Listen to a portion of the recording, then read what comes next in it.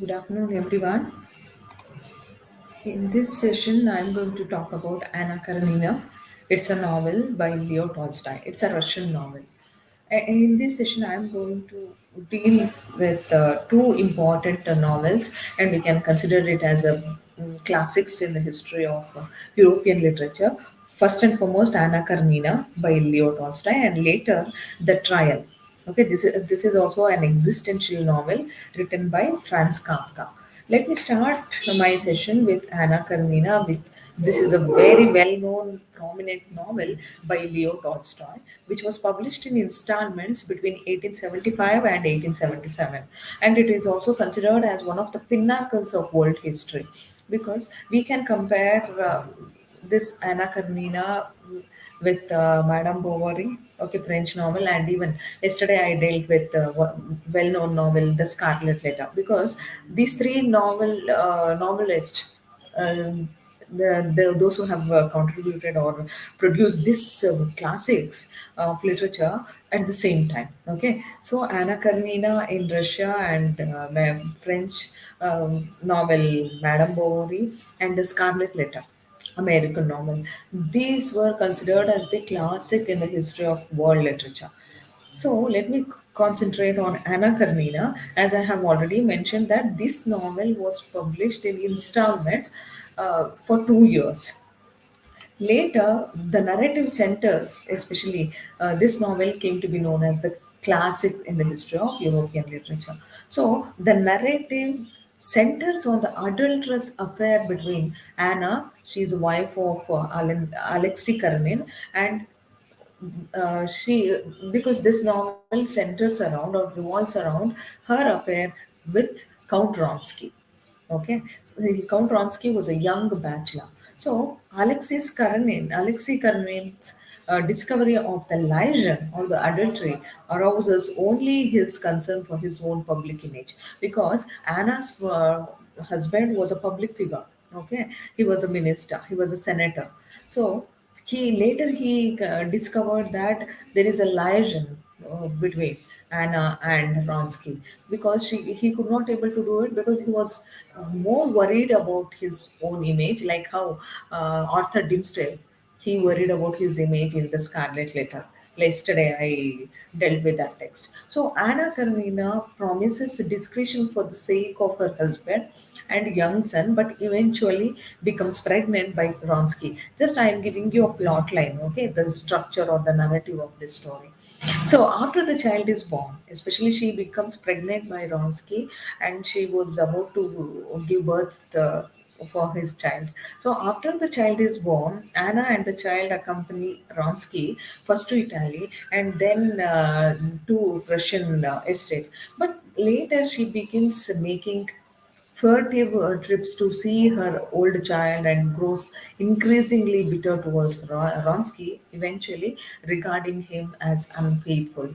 And later it starts that she starts developing an aversion or a jealousy of Ronsky or suspicious nature of Ronsky because she thinks that he is not loyal or he is unfaithful. So, in desperation, she goes to the train station and purchases a ticket and then impulsively throws herself in front of the moving train. So, a parallel love story involving the difficult courtship and fulfilling the marriage of Kitty and Levin provides a rich counterpart to the tragedy and is thought to reflect Tolstoy's own marital experience. Okay, in this novel, we have two love stories. One is between Anna Karenina and Ronsky. Okay, there, on the other hand, we have a love story between Kitty and Levin. So, according to scholars or critics, they consider that Levin is none other than Leo Tolstoy himself. Levin, he acts as a mouthpiece of the writer himself. So, there is an inevitability about the tragic fate that hangs over the adulterous love of Anna and Ronsky because there is a well known saying by her that vengeance is mine, I will repay. Please, you should remember these famous dialogues or statement because with this epigraph of the novel starts, okay, vengeance is mine, I will repay. this is the epigraph of the novel, and this is the leitmotif of the story. So Anna pays not so much because she transgresses the moral code, but somewhere because she refuses to observe the proprieties customarily exacted in such license by the hypocritical high society to which she belongs. So let me tell you a gist of the Russian literature about 19th century. Just I'm giving you a glimpses of, or the what I can say, the gist of 19th century Russian literature. Because without a clear background, at least you should know what is Russian literature and how, especially in 19th century, it flourished. Got it? Because even this novel is also based on 19th century Russian literature. It also belongs to that phase. So the first quarter of the 19th century was dominated by romantic poetry. Okay, and Vasily Zhukov in 1802 translation of Thomas Gray's An Elegy Written in a Country Churchyard. You might be thorough with this because you might have studied last year, right? So he translated Thomas Gray's elegy, and he ushered in a work for the personal elegiac mode that was soon amplified in the work of Konstantin Boishchev. And these Russian names are very difficult to remember, but just concentrate on the history. That's it. Okay, just I wanted to give you a brief history regarding Russian literature, that too of 19th century. So, although there was a call for civic-oriented poetry in the late 1810 and early 20s, most of the strongest poets followed Zhukov's lyrical path. However, in the 1820s, the mature Pushkin went his own way, producing a series of masterpieces that laid the foundation for his eventual recognition as Russia's national poet, the equivalent of William Shakespeare for English readers or Dante for Italians. So Pushkin's works include the Byronic long poems, The Prisoner of the Caucasus, which was published in 1820 and between 1820 and 21, and The Gypsies, okay, and The Gypsies, where which this long poem, lengthy poem published in 1824, the novel in verse Yavmi and Evmi Waning, which was published in 1833. That's what I told you, that these novels are very difficult to this the Russian names and titles of the novels are difficult to remember. Just uh, you this is just for your information how Pushkin was considered as the Russian national poet. Okay, like how Dante for Italians and Shakespeare for English readers. So later, we could find that Pushkin's poetry is remarkable for its classical balance. Just I'll move on to the emergence of novel in the Russian literature. In the 1840s, the axis of Russian literature shifted decisively from the personal and romantic to the civic and realistic, because so far before the emergence of Leo Tolstoy novel or realistic novel, there were the novels, of course, but they were all they used to deal with the personal and romantic idealisms, okay, or theories. But in 1840s, we could find a shift from personal and romantic to civic and realistic. A shift presided over by the great Russian literary critic Vizarian Belinsky. Okay, Vizarian Belinsky. Belinsky desired a literature primarily concerned with current social problems. He was the first realist novelist who used to produce the realistic novels in Russian literature in around 1840s. So he designed a literature primarily concerned with the current social problems. Okay, how Tolstoy concentrates on. So he just wanted to talk about or portray the social problems, the realistic problems where he lived in the society, the Russian society. So, although he never expected it to give up the aesthetic function entirely. So, by the end of the 1840s, Belinsky's ideas had triumphed, and early works of Russian realism include Ivan Goncharov and anti-romantic novel A Common Story, which was published in 1847, and Dostoevsky's first novel, Poor Folk. It was also a realistic novel published in 1846. So, from the 1840s until the turn of the 20th century, the realist novel ruled the Russian literature. Okay, so from 1840s to 20th century, the realistic novels dominated the whole Russian literature, though it was by no means a monolithic movement. So, in the early period, at the inception level, the favored method was the psychological sketch, which often depicted in a typical member of the downtrodden classes. Okay, quintessential examples are found in Ivan Turnup's 1852 collection, A Sportsman Sketches. Okay, this is Ivan Turgen's first novel. It's a collection, a sportsman sketches. So in these beautifully crafted stories, it's a collection of story. Okay, so in these beautifully crafted stories, Ivan describes the life of Russian serfs as seen through the eyes of a Tarzan-like narrator. So, indeed, his powerful artistic depiction was credited with convincing the Tsar Alexander. Okay, then later we could find that the most celebrated his novel, the most celebrated is Fathers and Sons, which was published in 1862, in which generational and class conflict in the period of Tsar Alexander II's reforms is also described through the interaction of the Kirsanov, taking one particular family, Kirsanov family, father, son, and uncle, and with a young nihilist Bazar.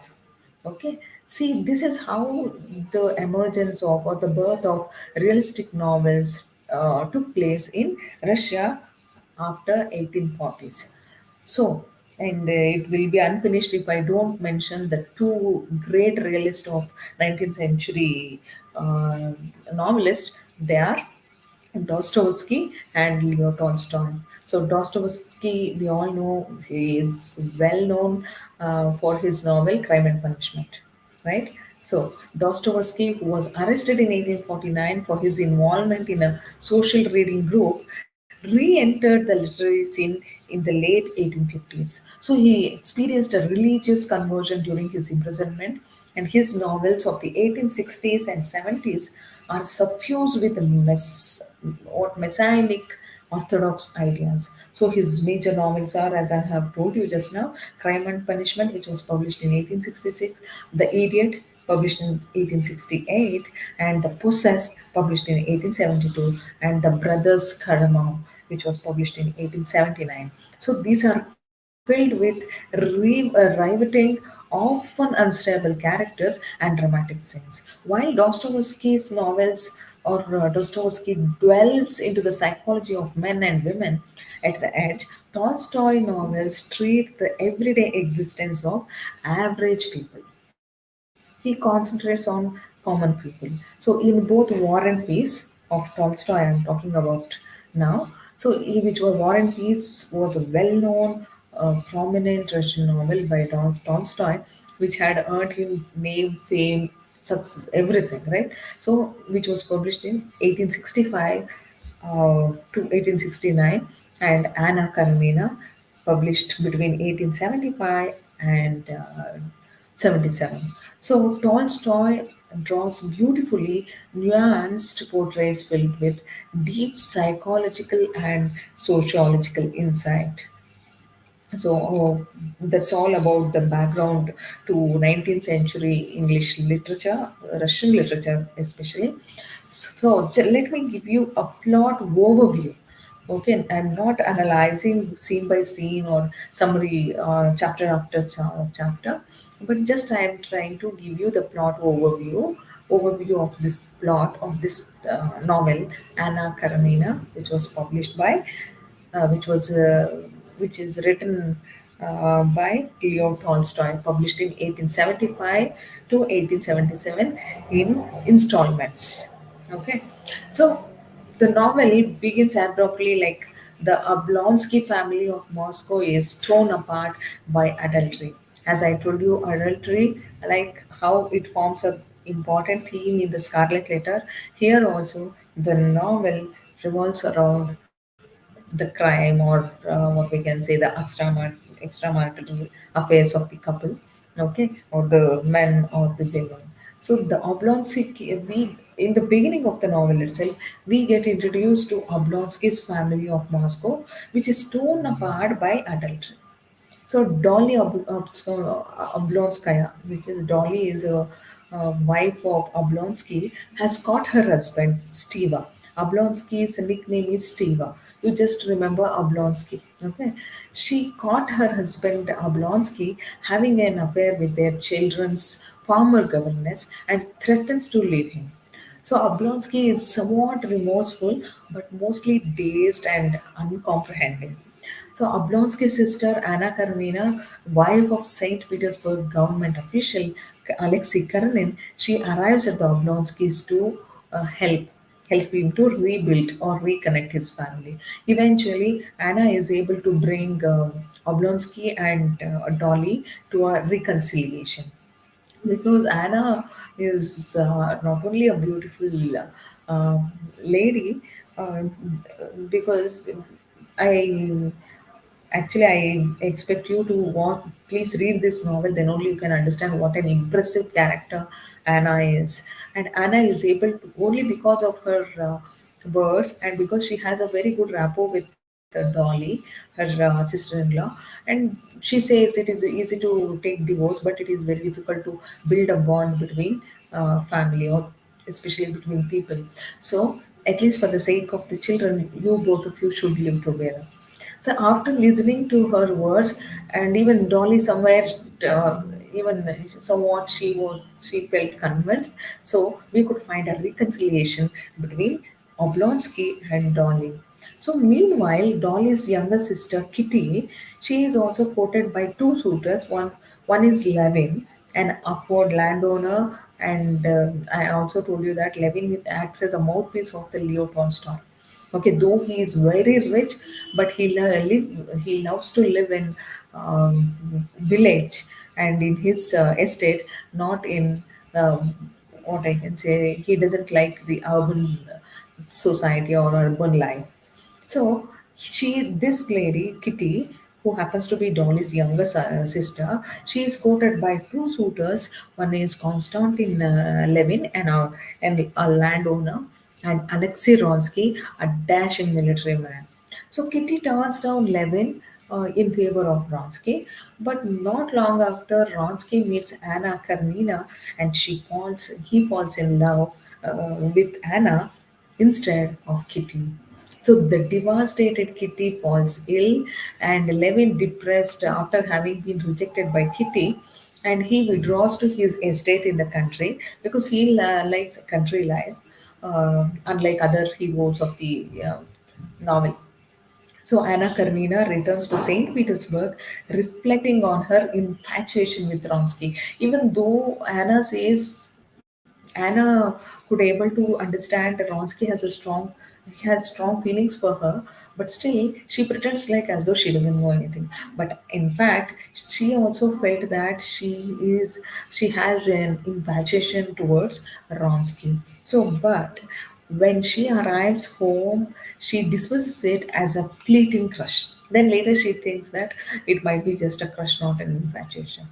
But Ronsky, on the other hand, he follows Anna to St. Petersburg because when the novel opens, the setting of the novel is in Moscow.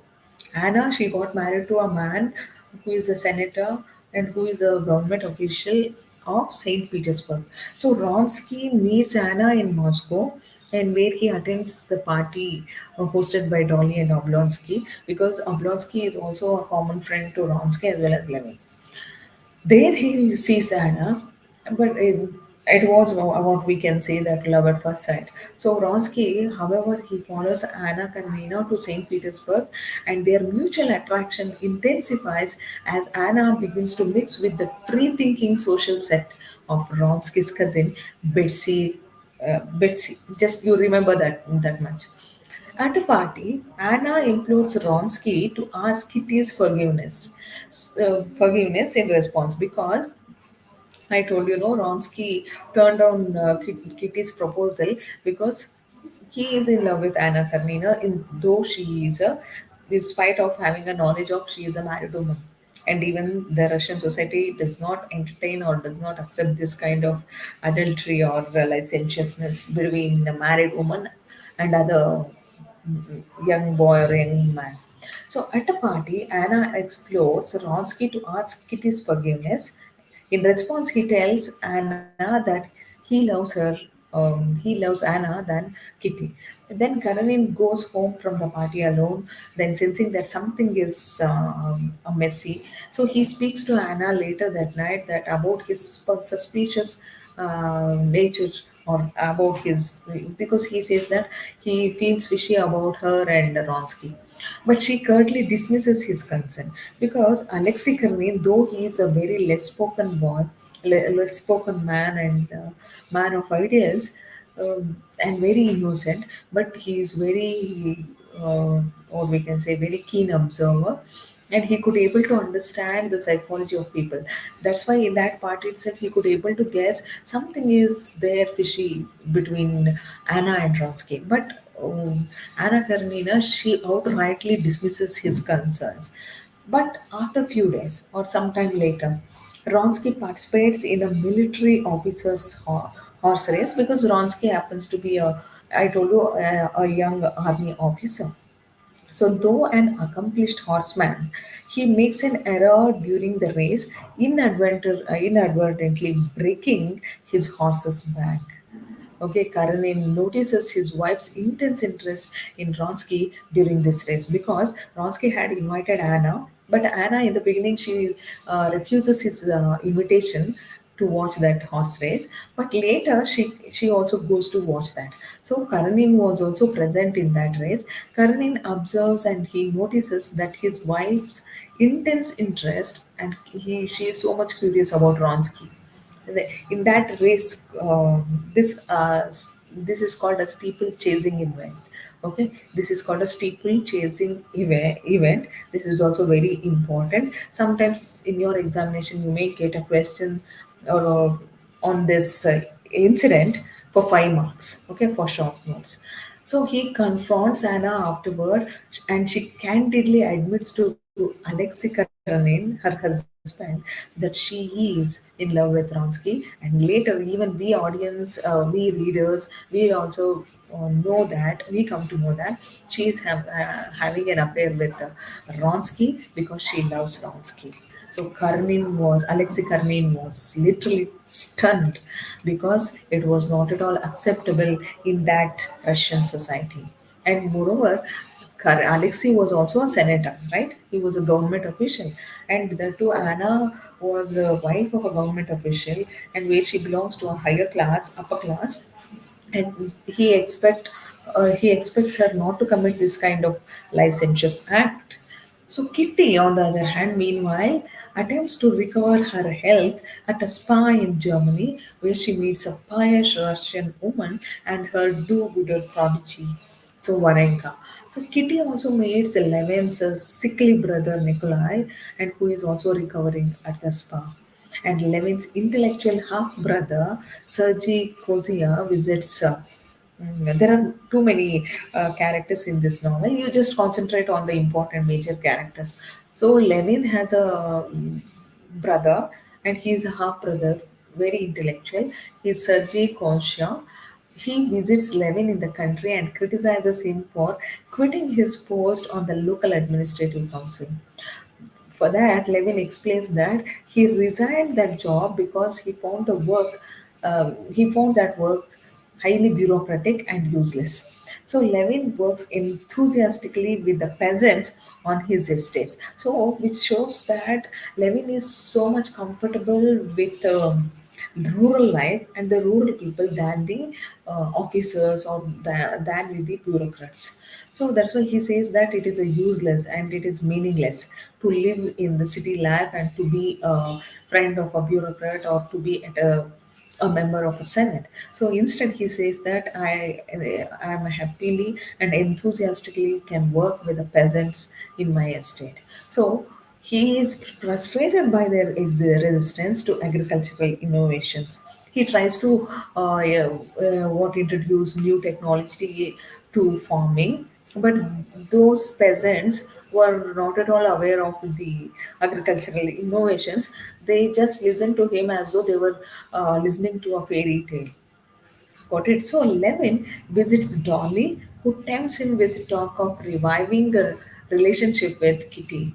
Who is Dolly? Dolly, we get introduced to this character in the beginning of the novel, okay, where she finds out her, she finds out that her husband is having relationship with somebody. So she is a wife of a Oblonsky and a sister-in-law of Anna Karenina. So he visits Dolly, and Dolly tells him that let us revive a relationship with Kitty because Kitty is her sister. Later, Levin meets Kitty at a party at the Oblonsky household, and the two feel their mutual understanding and their mutual interest, and which later turns into a form of love. So they become engaged, and later they get married. So this is, on the other hand, this is what happening between Levin and Kitty. On this side, okay, on this other side, we could have a love affair between Anna and Vronsky. So Karenin, Alexei Karenin rejects Anna's request for a divorce. Why Anna wants to get divorced from Alexei Karenin? Because she wants to marry Ronsky and she wants to be with him. So, but Alexei Karenin, he rejects her request. Instead, Alexei, he insists that they maintain outward appearance by staying together. At least let us pretend before the public that we are husband and we are happy being couples. And but Anna moves to the family's country home, and however away from her husband, and she encounters Ronsky often, but their relationship becomes clouded after Anna reveals that she is pregnant. So Ronsky considers resigning his military post to take care of Anna, but his old ambitions prevent him. Okay, he wanted to be a major, or he wanted to reach the highest position in the army, but because of his personal life he could not able to do so. And when he wanted to resign for his job, he could not do it because he had such strong convictions and ambitions, okay, which prevented him to do so.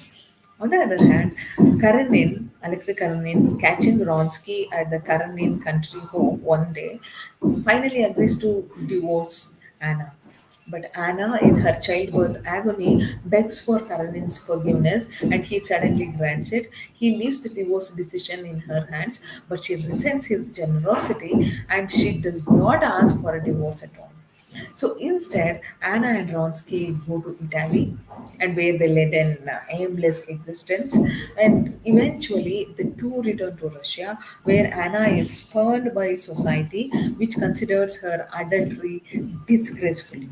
Because without being hired or divorced from her husband, Anna is freely roaming with her boyfriend Ronsky to Italy, and even she gives birth to his child, right? And this was not considered as a customary things in that Russian society.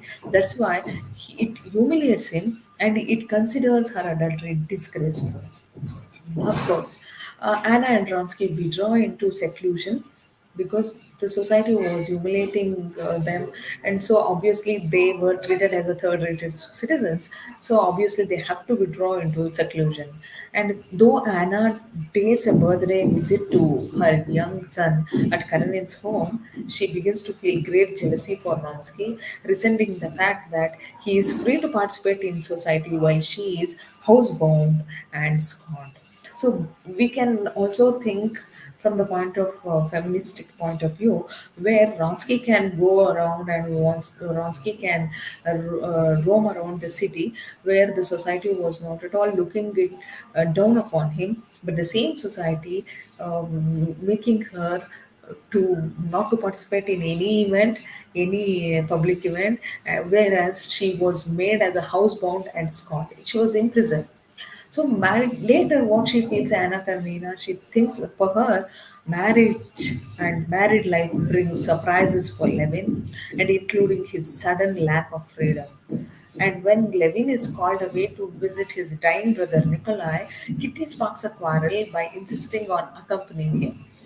Levin finally allows her to join him. Okay, here Kitty in the beginning we could able to find a very arrogant, very adamant, and very stubborn lady, and very, what we can say, outspoken, because she outrightly she refuses Levin's proposal first for the sake of Vronsky, right? But later, day by day or gradually, we could find this character is becoming very round character. Like we could able to find a drastic change in the character of Kitty, because she becomes more helpful, more and understanding, and more convincing. Okay, whereas on the other hand, Anna, she is becoming jealous and she is becoming suspicious about Ronsky's attitude and behavior. So Kitty, on the other hand, she is more helpful to the dying Nikolai than Levin is, so greatly comforting him in his final days. Just she wants to take care of Levin's half brother, intellectual Nikolai. Okay, so Kitty discovers later, she also discovers that she is also pregnant. So Dolly and her family join Levin and Kitty at Levin's country estate for the summer. And at one point, Oblonsky visits, bringing all along a friend, Velonsky, who ends Levin by flirting with Kitty. And Levin finally asks Veslovsky to leave his home, and Dolly decides to visit Anna because she also lives nearby, quite close by, and finds her radiant and seemingly very happy. Dolly thinks that Anna is very happy and she is enjoying her life. But Dolly is impressed by Anna's luxurious country home, but disturbed by Anna's dependence on sedatives to sleep. So Anna still avoids a divorce.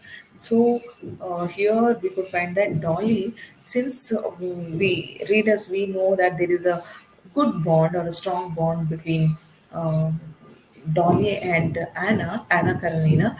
Only Dolly could able to find out that Anna is what is not, though she looks radiant or beautiful or happy outwardly, but in late, but in fact she is not at all happy, because when she notices that Anna, in order to sleep, she has to take sedatives, which means that she still has something in her mind, and she is suffering from something else, or maybe she is guilt ridden, because she is without divorce, she is living with Vronsky, right? So Levin and Kitty move to, on the other hand, Levin and Kitty move to Moscow to await the birth of their baby, and they are astonished at the expenses of city life.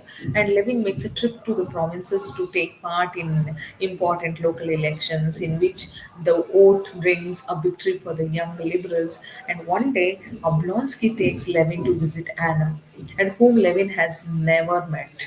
So Anna enchants Levin, but her success in pleasing Levin only fuels her resentment towards Ronsky.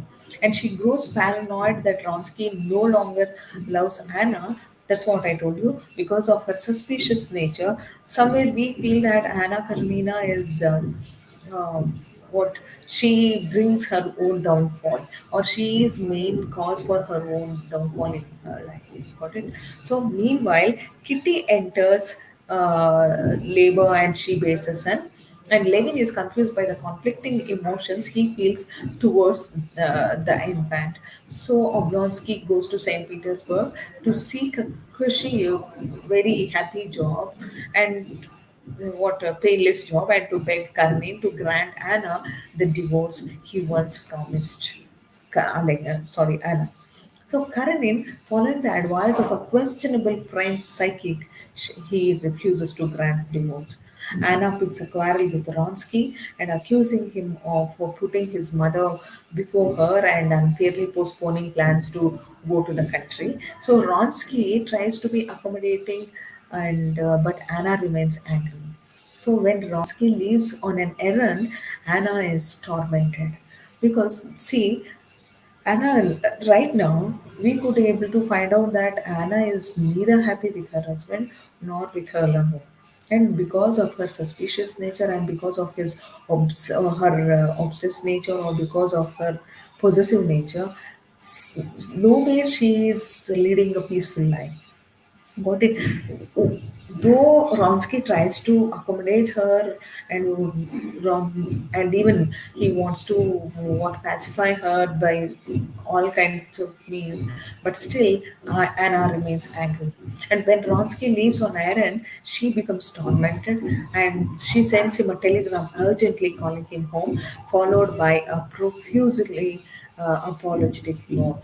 So, in desperation, Anna drives to Dolly's to say goodbye and then returns home, and she resolves to meet Ronsky at the railway station after his errand, and she rides to the station in a stupor, and at the station, despairing and dazed by the crowds, Anna throws herself under a moving train and dies. See that sometimes we should have patience in our life.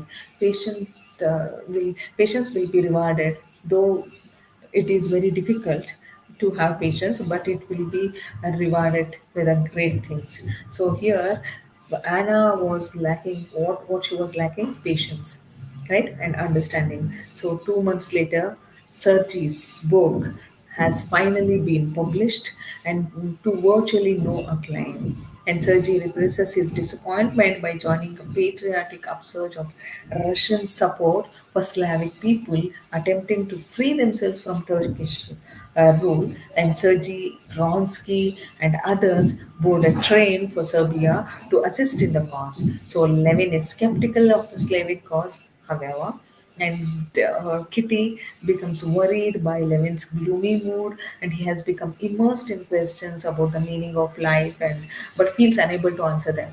So, on the one hand, after the death of Anna Karenina, it gives a different stigmatic, or what I can say, and the different conclusion to two families. And one on the one hand, Len for example, Ronsky. Yeah, Ronsky. He wanted to participate in the mm, war, which is taking place in the border of the Serbia. And on the other hand, Levin becomes highly philosophical because Kitty, she starts observing him every day, and she notices him that he asks so many questions, but he feels unable to answer himself. So one day, however, a peasant remarks to Levin that the point of life is not to fill one's belly, but to serve God and goddesses.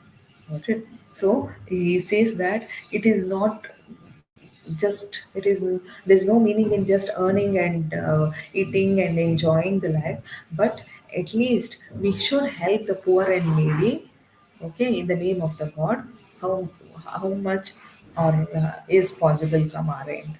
So he says that a peasant, just to imagine a peasant, he answers to all the questions Levin has in his mind. So life is not all about to fill one's belly or to make money, but to serve God and goodness. So Levin receives this advice as gospel. You know, gospel means truth. Okay, so as gospel, and his life is suddenly transformed by this faith. So later that day, Levin, Dolly, and Dolly's children seek shelter from a sudden violent thunderstorm, only to discover that Kitty and Levin's young son are still outside.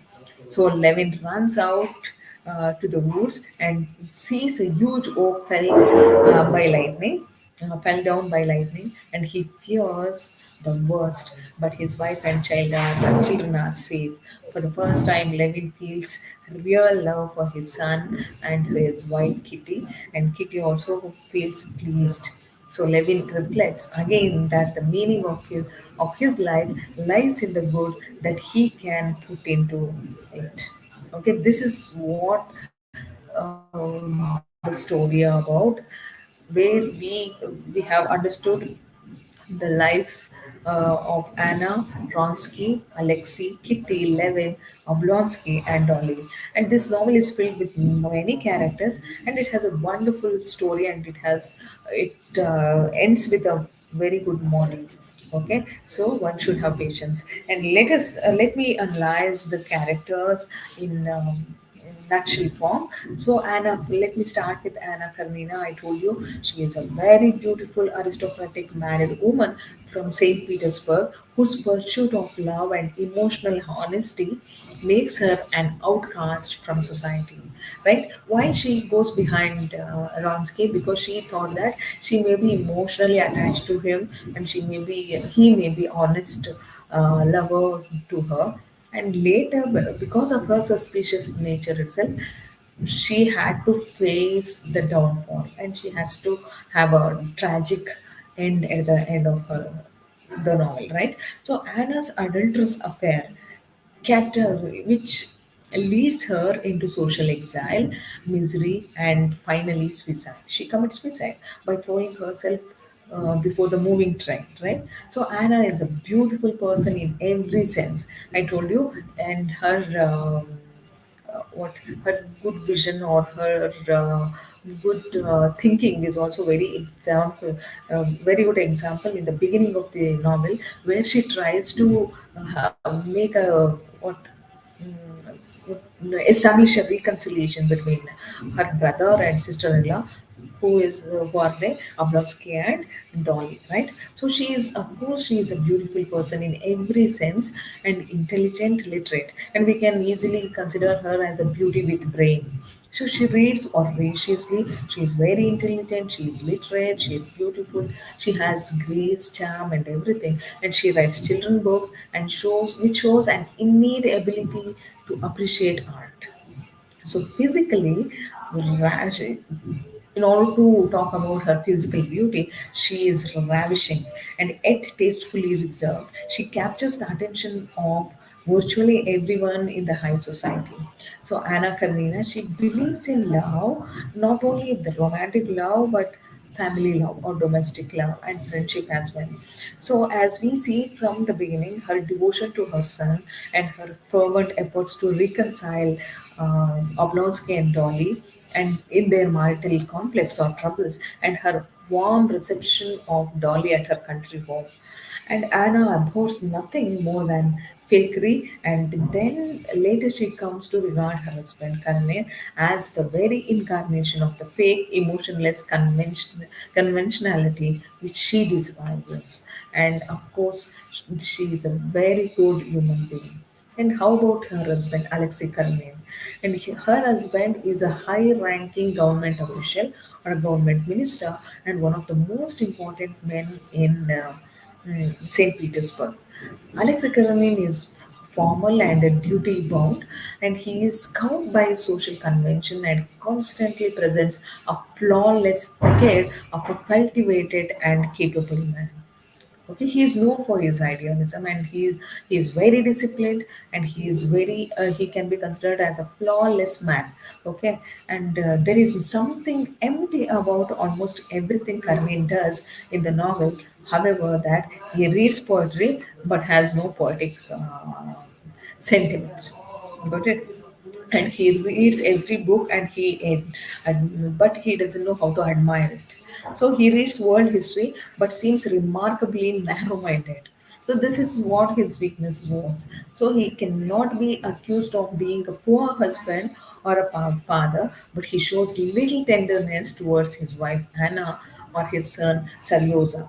Okay, Anna and Alexei Karnin's son, name of their son is Saryoza. So Alexei Karin, he fulfills these family roles as he does other duties on his list of official schedule or the social obligation.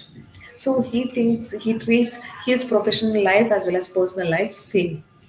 Okay, same together, altogether. So Karan's primary motivation in both his career and his personal life is self-preservation. So he is a very reserved character. So when he unexpectedly forgives Anna on what he believes may be her deathbed, we see a hint of a deeper Karenin ready to emerge. Ultimately, however, the blend, or we can say the bland bureaucrat, remains the only Karenin what we know. So later, we have another important characters in the novel is Ronsky, Alexei. Okay, Alexei Kirillovich Vronsky. You just remember as Vronsky. He is a wealthy and dashing military officer whose love for Anna Karenina prompts her to desert her husband and son Saryoza. Okay, Ronsky is passionate and he is very caring and concerned toward Anna, but clearly disappointed when their affair forces him to give up his dreams of career advancement. I told you he wanted to hold a high position in the army or in the military camp, this one base, but because of their affair, he had to give up his dreams because he was also treated as a marginalized character, no, because he was having an affair with a married woman where it was considered as a licentious act from the in the eyes of the Russian society. So Ronsky, whom Tolstoy originally modeled on the romantic heroes of an earlier age of literature, he has something of the idealistic loner in him. So, yet, there is a dark spot at the core of his personality, as if Tolstoy refuses to let us to get through too close or very close to Ronki's true nature. Indeed, the writer, the novelist Tolstoy, gives us far less access to Ronsky's thoughts than to other major characters in the novel. We can never quite forget how Ronsky's early jilting of Kitty, okay, and we wonder whether he feels guilty about nearly ruining her life. Actually, he didn't ruin her life, whereas Kitty has other option. Who was that option? She married Levin, no, on the other hand. So even so, Ronsky is more saintly than demonic at the end of the novel, and his treatment of Anna is impeccable, even if his feelings toward her cool a bit. So he had a strong feelings for her, for Anna, and because of the miscommunication and because of some a bit differences, even he had to face. He never ever dreamt of losing Anna from his life because he loved her more than himself. Okay, so let me move on to another important character, Levin, and who also acts as a mouthpiece of the writer himself. Levin, he is a socially awkward but generous-hearted landowner who, along with Anna, is the co-protagonist of the novel. Here we have two protagonists. One is Anna Karenina and other one is Levin. Got it? So whereas Anna's pursuit of love ends in tragedy, Levin's long courtship of Kitty ultimately ends in a happy married life. So Levin is intellectual and he is philosophical and he is modern in thinking and he wanted to use modern technology to farming and he wanted to what we can say civilize the rustic people, especially the poor peasants of his village, but he was unable to do so. See, of course, he is intellectual, philosophical. He applies his thinking to practical matters such as agriculture. Okay, I told you. He aims to be sincere and productive in whatever he does, and he resigns from his post in the local government because he sees it as mechanical and it is useless. Okay, and he also considered that bureaucratic life is not suitable for people like him. So Levin is a figurehead in the novel for Tolstoy himself because most critics and scholars they had considered Levin as a mouthpiece of the writer or the novelist himself. Tolstoy modeled Levin and Kitty's courtship on his own marriage. So Levin's declaration of faith at the end of the novel sums up Tolstoy's own convictions, and it also marks the start of the deeply religious phase of Tolstoy's life that followed his completion of Anna Karenina. Got it? So again, we have another important character, Kitty, a beautiful young woman who is quoted by both Levin and Vronsky, and who ultimately marries Levin. Modeled on Tolstoy's real-life wife, Kitty is sensitive, perhaps a bit overprotected, and she's shocked by some of the crude realities of life, as we see in her horrified responses to Levin's private diaries. That's why, in order to understand this novel, you should read it. I expect everyone to read this novel so that you can enjoy this novel. Note it. So, but despite her indifferences to intellectual matters a lot, where Kitty, this lady, a young woman, she displays great courage and compassion in the face of death when caring for Levin's dying brother Nikolai. Okay. So next comes Anna's brother Oblonsky. You know, you have to study on your own. Then Dolly and Anna's son Salyoza. They are all minor character. Okay, and then Levin's brother Nikolai. And let me move on to the important themes of this, motives of this. What we can say, the concepts of the novel, that is, first one is the interior monologue. Though Tolstoy has a reputation for being a simple and straightforward writer, he was in fact a great stylistic innovator. So he pioneered the use of a device that is now commonplace in the novels but was radically new in the 19th century. Interior monologue, right? It was new technology. Like it is also considered as interior monologue, dramatic monologue. Okay, so the interior monologue is author's portrayal of a character's thoughts and feelings directly, but not merely in paraphrase or summary, but as if directly issuing from the character's mind. This is how he has used this technique in his novel. So earlier writers such as Shakespeare had used the monologue in drama and write scenes in which characters speak to the audience directly in the asides or soliloquies. You know the meaning of soliloquy. Okay, then what is the important theme of this novel? Concept is adultery. This is very, very important. Hope you are following. Anna Karenina is best known novel because best known as a novel about adultery. So Anna's betrayal of her husband is the central event of its main plot line, and there was a surge of interest in the topic of adultery in the mid 19th century, and which is as evident by the works of there are three important works, as I have told you. One is Nathaniel Hawthorne's The Scarlet Letter, which was published in 1850, which also deals with the adultery, and the Gustave Flaubert, Madame Bovary, which was published in 1857. This novel was also talked about what adultery. So, although the guilty party in these works is always a woman who meets a bad end at the as a result of her wrongdoing. So the 19th century adultery novel, or the novel which deals with adultery, is actually less religiously moralizing than we might expect.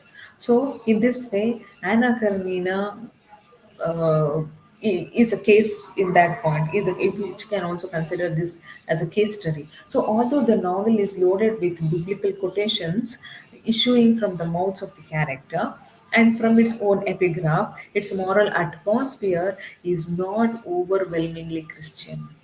Okay, though the character seems to be highly religious and highly religious or moral, highly, what we can say, having a moral code in their life, but still they don't, in reality, they don't follow it seriously. So that's why I told you, how does the novel starts with its epigraph? Vengeance is mine, I will repay it. Got it? This is how the novel starts. Vengeance, you know the meaning of vengeance. So this epigraph also serves as a key to the whole novel, right? So indeed, many of the novels devote Christian characters such as Madame Stahl and Lydia Ivanova. They are all repellent and hypocritical. Tolstoy rarely mentions the church in the novel, and even occasionally gently mocks it, as when Levin rolls his eyes at the confession he must undergo to get married. The religious stigma on adultery is certainly present, but it is not at all that strong. So, the more important condemnation of adultery in this novel comes not from the church religious one, but from the social point of view. Okay, so Karenin's chief objection to Anna's involvement or her affair with Vronsky it's not that was a sin, or even that it causes him emotional anguish, but rather that society will react negatively. Got it? Alexei Karnin was not at all treat what we can say, though he was a very good husband. When Anna, she openly declares that I have a ardent love towards Ronsky and I'm having an affair with him. Karenin was not objecting her from the religious point of view, but he was so much worried about her social and political position, and he also thinks that society will react negatively on it. So Alexei Karnin thinks of propriety and decency and looking good to the neighbors over anything else. And it is for this reason that he is so willing to overlook Anna's affair as long as she does not seek a separation or divorce. And in spite, he knows that this lady is moving around Ransky, he doesn't bother about it until Anna comes and asks divorce from him. Okay, so it is for this reason that he is so willing to overlook Anna's affair as long as she does not seek a separation, and he does not care so much about the fact that his wife loves another man, and he cares only that she continues to appear to be a good wife. That's why he says no when she goes and requests him to give her divorce. He says, "Let us pretend like husband and wife before the society." Then what does it mean, right? So this restrictive power of social convention, because they were all what fitting that Russian society, and they had to follow some what we can say, they were all restricted by the power of social conventions. They had to follow it because that too he was a minister, and especially he had to do it. So this is what Anna comes to know, that she tries to escape from this social conventions or restrictions and social orders. So first in Italy, that's why she escapes to Italy first, and then it's seclusion in the countryside. So as such, adultery in Anna Karenina is a side effect of the stifling forces of society, so making the novel a work of social criticism as much as a story of marital betrayal. This also speaks about domestic life, right? So the forgiveness, the idea of Christian forgiveness recurs regularly in Anna Karenina, and it is also clearly one of the Tolstoy's main topics of exploration in the novel. And as I have already mentioned, that Tolstoy wanted to explore the inner psyche of each and every character, right? So if we think that Anna is a sinner, then our attitude towards her and towards the novel depends on whether and how much we can forgive her, right? So Tolstoy establishes forgiveness as a noble ideal when Dolly exclaims to Anna. So he is helping the Oblonskis through their marital difficulties. Okay, just I would like to quote some important words from the novel when he says, if you forgive it, it's completely you should forgive. Who is saying? Because Dolly is exclaims to Anna, and who is helping the Oblonskis through their marital differences. So that's why she says, if you forgive her, it's completely you should forgive. So this ideal form of pardon amounts to a total erasure of the sin, as if it had not happened, as Anna puts it. So Anna is suggesting and advise Dolly that you should forgive him. You should forgive him in a way that you should completely forgive him, that as though it hadn't happened in your life. So, yet the writer Tolstoy does not mindlessly accept forgiveness as a noble Christian virtue, but instead he forces us to consider whether forgiveness is possible and effective. If we forgive, does it have any effect on the character, on the person whom we have forgiven? So the very epigraph of the novel, vengeance is mine, I will repay it, which values vengeance, the opposite of forgiveness. This opening thought haunts the entire novel, suggesting that perhaps forgiveness is not the ultimate virtue after all. Then death is also one of the important concepts because the protagonist of the novel, the Anna, especially the central Anna and Levin, each encounter death numerous times. Shortly after we first meet Levin, he talks to a philosopher about death, and he asks so many questions and so many questions relating to existence. Okay, on the earth. Anna has only just entered the story when a man throws himself under a train. Actually, when Anna arrives at Moscow to um, what to make her brother and sister-in-law together, or make them to have a or build a income compatibility between them, she arrives from St. Petersburg to Moscow. There she happens to she had to encounter, okay, she has to be the eyewitness for a death of a worker who just throws himself under a train. So later Levin witnesses the slow, painful death of his brother Nikolai. And which is an event that makes death disturbingly real to Levin, where it disturbs, it haunts him so much. And then Anna nearly dies in childbirth, right? Temporarily resolving her problems with Ronsky and Alexei Karmin. So as she becomes increasingly desperate later in the novel, she begins thinking of death as the only solution to all her troubles or problems. So until finally she throws herself under a train. So she thinks that only death is the final solution for all our problems. So Levin too considers suicide, but although happy otherwise, he despairs that he cannot know the meaning of his existence. Though he doesn't have problems like Anna or somebody else, even he thinks that because he is highly philosophical, and he considers the suicide or death is the only solution. But later he realizes he comes so close to suicide that he fears having a rope or a rifle nearby because he might kill himself. So these examples suggest that for Anna, death, especially suicide, serves as a means of escape from her earthly problems. For Levin, on the other hand, death presents the complete, inescapable end of his existence, which calls the meaning of his entire life into questions. So there are this novel is filled with many symbols. To start with the trains.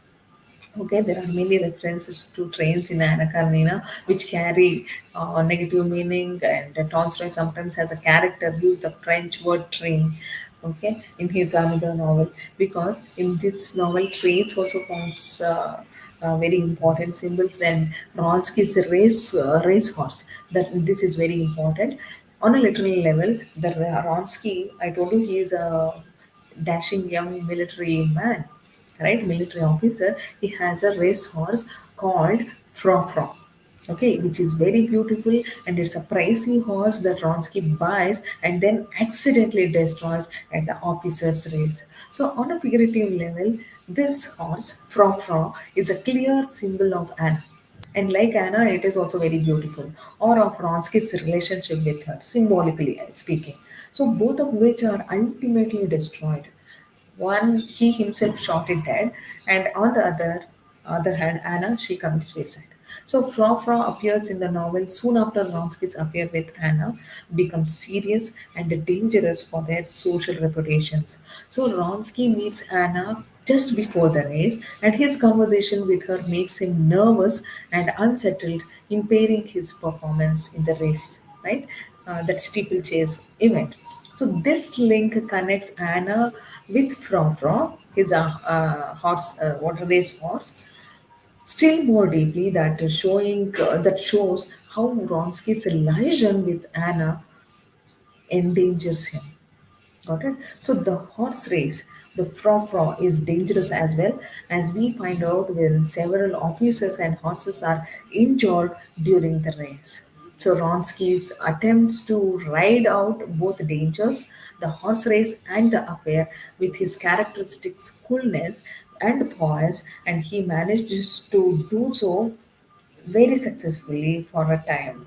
To an extent, he manages both the things: his affair, his profession, and his horse race, right? Horse. But later he fails in managing both the things at a time. So, but his ability to stay on top of the situation is ultimately compromised by the fatal error he makes in sitting incorrectly on Frofro's saddle, ending with a literal downfall for both man and horse. So, the symbol of the race course is very important. That's what I told you here, which implies much about the power dynamic between Anna and Ronsky. The horse is vulnerable and completely under Ronsky's control, just as in an adulterous affair in 1870s Russian society, it is the woman who runs the greater risk of being harmed. Okay, so for Ronsky, on the other hand, the officers' riders, the race is a form of entertainment in which they chose to participate. They choose to participate. So, but there is a deeper force leading both Anna and Frau into the race, and the stakes are much higher for them than for Ronsky. The race is a matter of life and death for both woman and horse. So ultimately, the horse's death is a needless result of someone else's mistake, just as Anna's death seems unfair, a tragic waste of a beautiful life of a woman, of an elegant woman. So that's all for today. Hope you understood this novel. Please, all of you, go through this novel, then only you can able to understand. Thank you. Thanks a lot. Good luck for your examinations.